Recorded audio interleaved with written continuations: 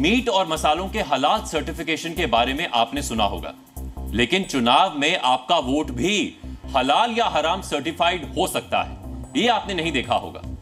सियासत में सब कुछ संभव हो सकता है।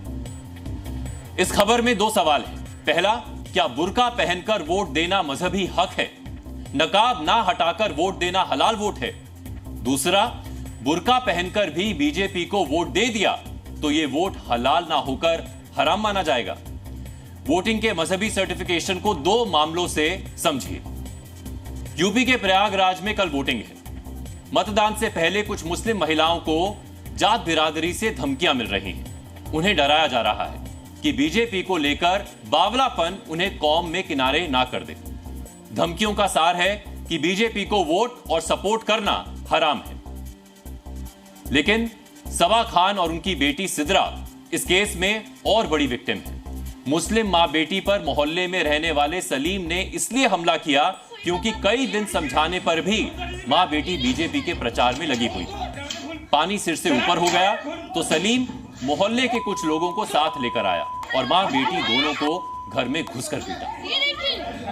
हमारे घर में घुसा है, घुस के हमारे हस्बैंड को, हमारी बच्ची को गला दबाया, मारा, किस लिए? बस यही वोटिंग के लिए कि वोटिंग ना करो, बीजेपी के फेवर में ना रहो।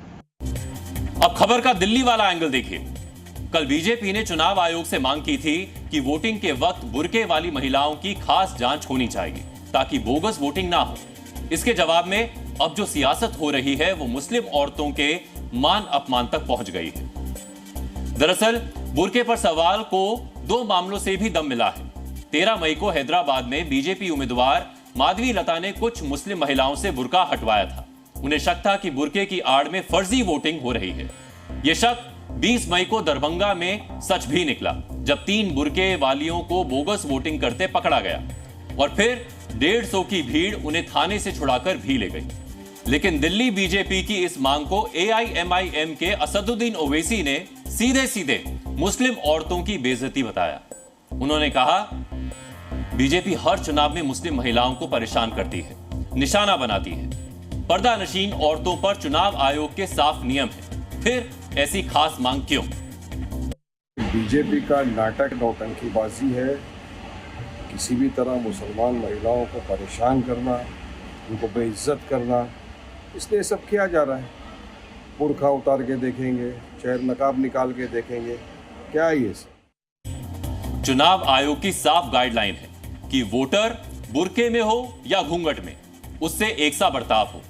ऑफिसर आईडी से चेहरे का मिलान करें, 2 बार चेक करें और सब कुछ मर्यादा में हो। सवाल उठ रहे हैं कि यह जांच इतनी ही फुल प्रूफ है तो फिर अभी तक घूंघट में फर्जी वोटिंग के केस क्यों नहीं आए, बुर्के में ही क्यों आए?